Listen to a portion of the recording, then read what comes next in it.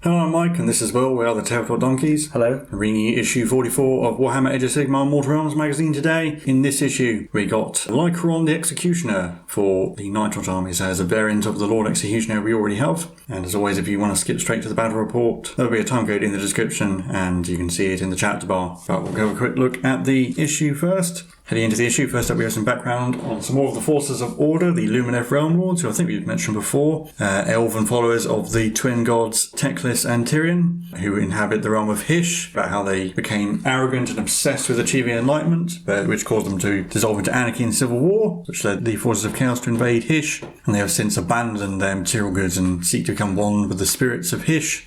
It talks about some of the backstory of Tyrion and Teclis, how they're twin brothers. Teclis is a god of magic and Tyrion a god of warfare. It talks about Ether Quartz, the realm stone of Hysh, and the Elementals, the realm spirits of Hysh.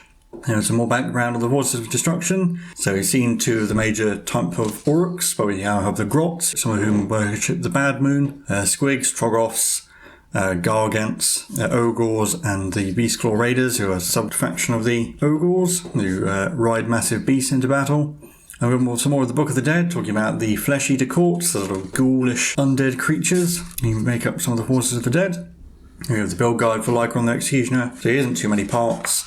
And he's probably a bit less fragile to put together than the other Lord Executioner we have, because he's not held up by his axe. You do have a little bit of customizability, where you can give him a pointing hand or an hourglass. And the painting guide is probably what you'd expect at this point. Painting, all the spooky bits are basically the same, and we've painted gravestone exactly like the pre-modelled bases on other Nighthaunt figures. Probably the most challenging bit here is painting the hourglass to make it look like see-through glass. And it's also going over highlighting, which we've only learnt about recently. And then we have some more highlighted tutorials here, going over metallic highlights using Crawlock the Jailer and his two chain guards and the easy to build castigators. Basically, highlighting with metallics is the same principle of getting some on the brush, getting it to a fine point, and then going over all the raised edges. It gives a nice shine to the castigator's bows, and sort of accentuates the rust effect on Crawlock the Jailer's metallic bits, and on the chain guards as well. And with that over, we can look at some new rules and get into the battle plan for this issue.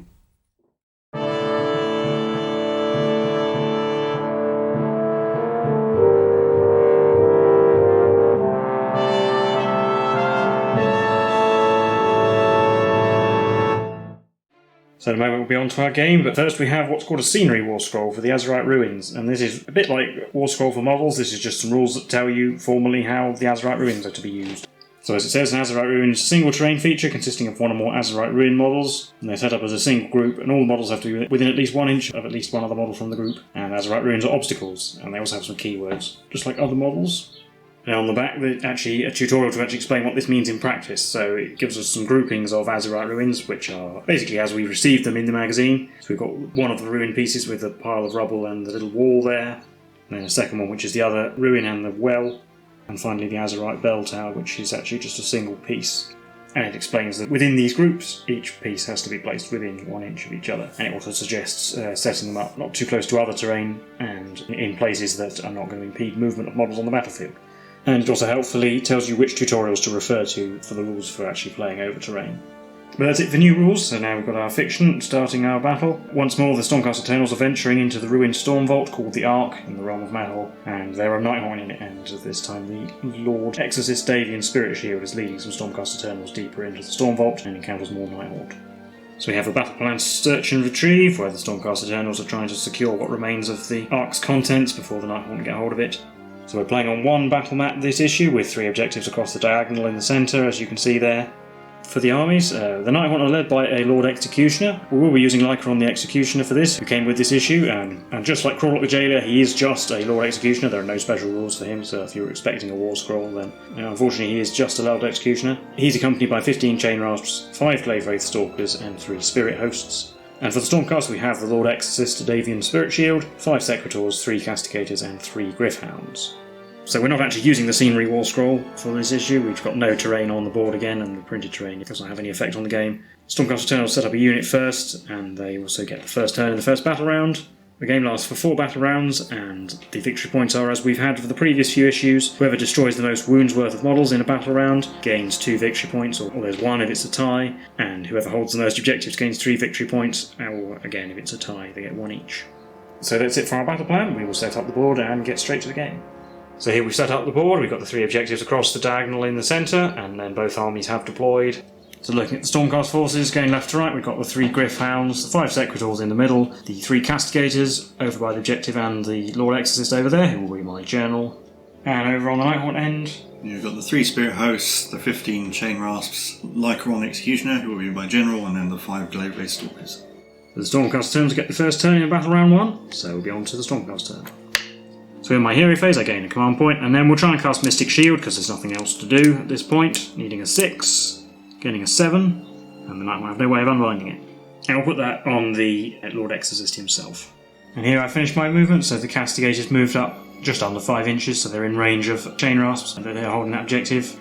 And the Secretors and the Lord-Exorcist both ran. Secretors rolled a 2 and the Lord-Exorcist a 4, allowed him to get over here behind them, and they moved up a little bit further. And finally the Griff Hounds are over on this flank, are just going to hang back slightly. So then we'll be on to the shooting phase. The Castigators will shoot at the Chain Rasps. Got 3 shots, and as usual we'll always do power to accuracy, allowing us to reroll 1s to hit. So the prime on the black dice will hit on the 2 and the others on the 3, and 6s do D3 hits. We've got a 6 and 2 other hits. So the 6 is D3, so 2 hits, 4 total. Running on 3s, getting 3. 5 plus save for Chain Rasps, saved 1, so 2 dead. I'll take away these 2.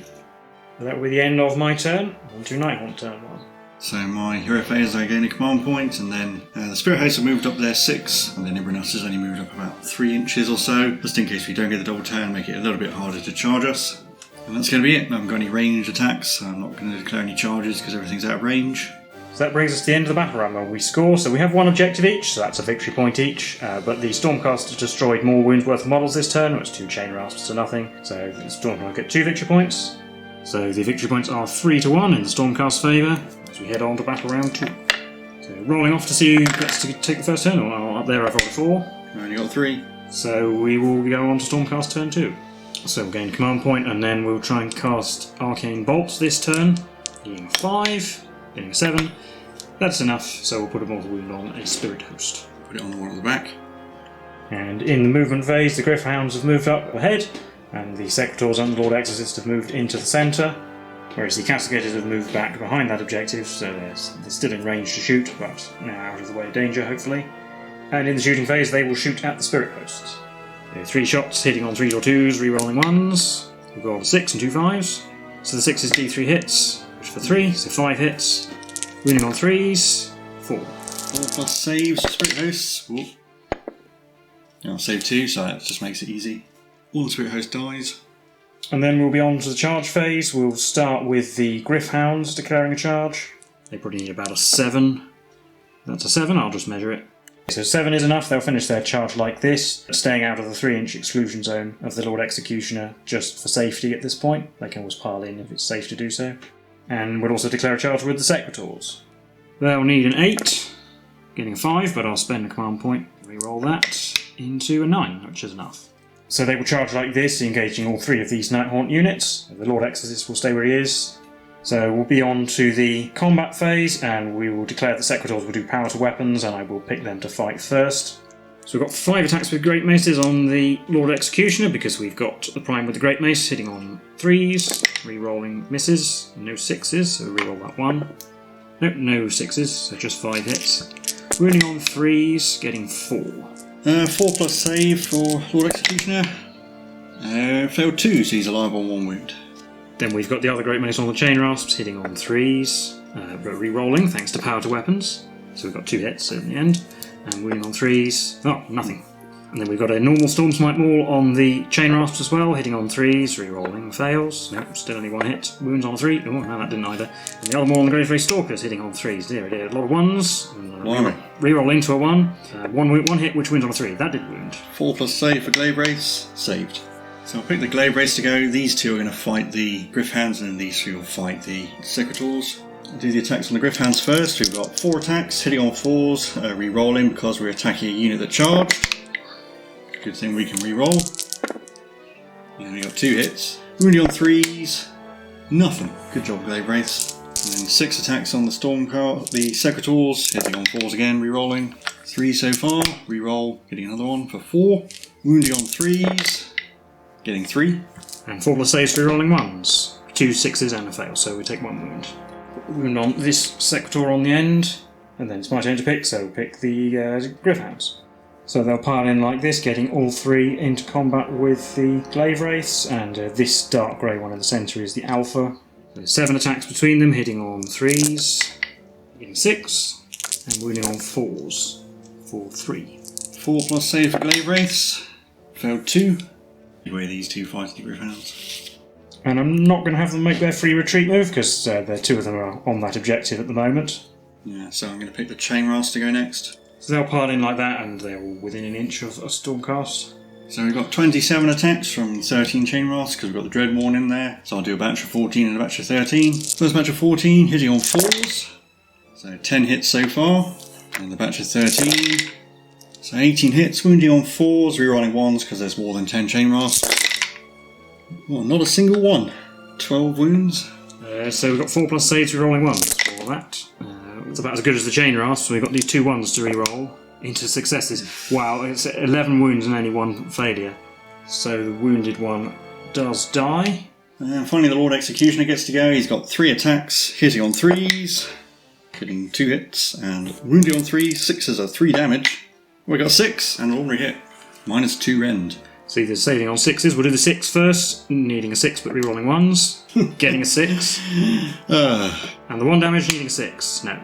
So I'll put that wound on this mace here, because I've actually only got 1 shield left in the unit, but also because the shield is on the objective. But that will be the end of Stormcast turn 2, no battle shock tests necessary, so on to Nighthaunt turn 2. So my movement phase, the only thing that's going to happen is the Spirit Hosts are going to move up 6 inches towards the remaining Stormcast. Everyone else is going to stay in the melee. No shooting, so it'll be on to the charge phase, where the Spirit Host will try and charge something. Going to need a fairly impressive roll for what I want them to do. An 8 is enough to get them somewhere. So they're going to charge the Lord-Exorcist like that. Onto the combat phase, I will declare power to weapons with the Secretors again, because they need to do some smashing. Yeah, now I get to go first, and I'm going to pick the Chain Rasps. They'll pile in again getting all of them in range. Yep.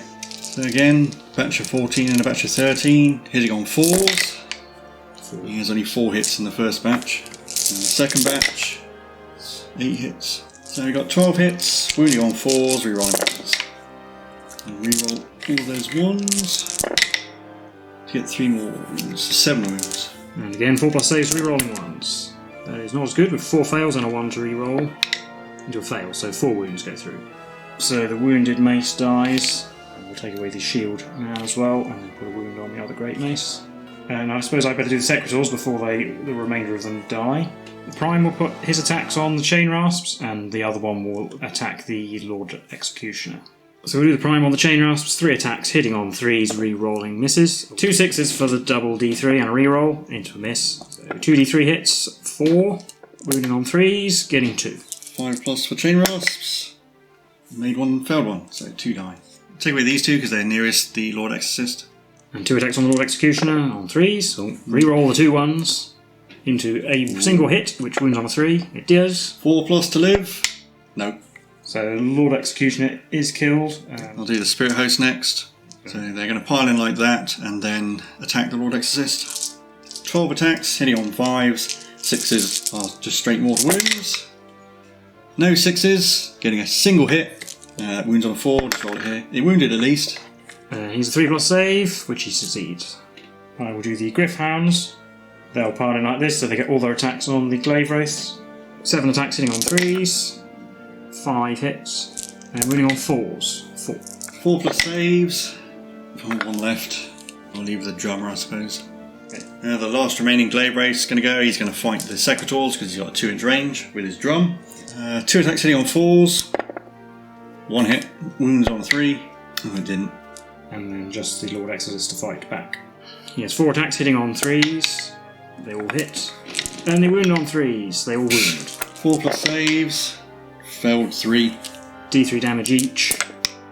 7. Yeah, they're dead. So Spirit Hosts are destroyed by that.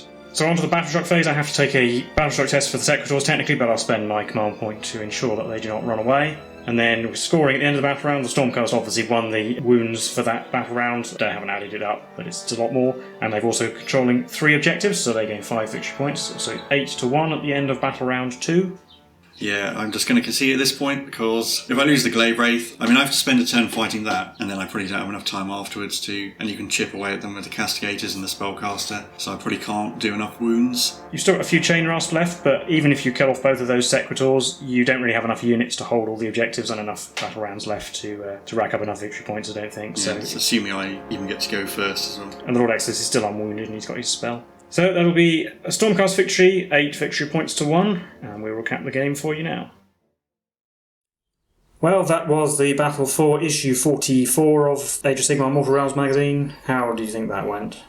Worse than I probably would have expected. I might not have conceded. I think if you hadn't made your 6+ save, the Lord Executioner would still be alive and all the Secretors would be dead. I still would probably be down 7 victory points, but I might not have conceded straight away. Although the Spirit Host did die. I would have had to get at least one turn where I got 5, and then probably have to get both turns winning both of those to actually win. And I think it really just comes down to dice rolls, really, rather than strategy. Yeah, I think there was just one of those games where, apart from my Secretor's initial attack, I rolled quite well for my saves, even when you rolled well for your wounds, and on a couple of occasions you rolled badly for saves or attacks with the Spirit Host. Yeah, getting 1 hit out of 12 is the average. The Spirit Host did no damage all game, and neither did the Glaive Wraith, actually, I don't think the Glaive Wraith even got a wound. And you were missing being able to bring models back, or a wizard. Yeah, you didn't have any way to bring models back, which is quite an important Nighthaunt thing, really. And I suppose the downside of the rolling victory point thing, although it can make the game more interesting in some ways, it also means you can see by the end of turn 2 whether you can mathematically win, really. You can just say, no, I can't possibly... Like, for example, if the game had been whoever holds the most objectives at the end, there was an outside chance you could have actually edged it with the models you had left. Yeah, but with the victory points, it's just no. Yeah, just by swamping it with Chain Rasps. Yeah, and also the fact that you have Castigators, you could quite easily just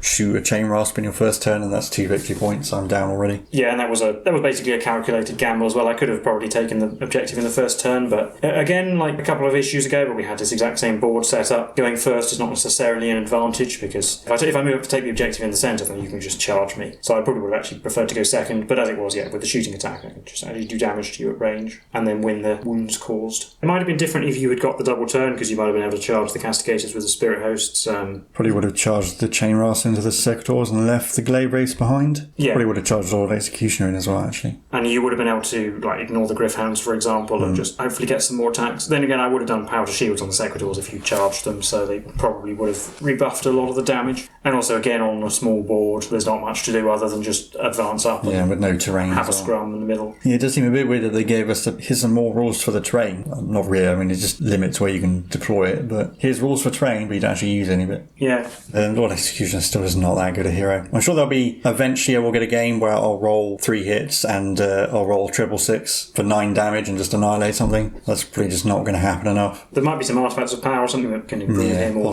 maybe a War Scroll Battalion that gives him something else to do, but as it is, he just has a mediocre damage output and not really any other great value. This is low damage attacks. I'd rather just take a Spirit Torment. I would say I prefer this model to the other one because he's not quite as wobbly. He's not as tall, doesn't feel like he's going to bend if you touch him or snap off his base. So it's easier to carry him around.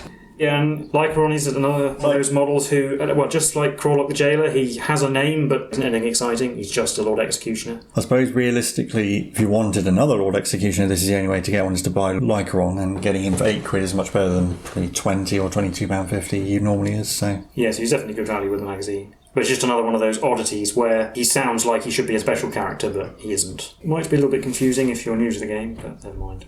Oh, and I guess it's nice having the Secretor Prime with the Great Mace now available. I expect to see him quite often, I suspect, because it never specifies in the battle plans which Secretor Prime I'm to use. A 75% increase in your number of attacks with Great Maces. It does mean that you only have 2 shields, so you might have to think a little bit about where you put your wounds. But so you can expect to see as many Great Maces as I can squeeze in. Well, I think that's it for this video, so if you enjoyed this content, then please do give it a like and consider subscribing. Let us know your thoughts on the game, or on the models, or Executioners perhaps, or anything else you have to say. Let us know in the comments. We've been the Tabletop Donkeys, and we'll see you in the next video. Bye for now.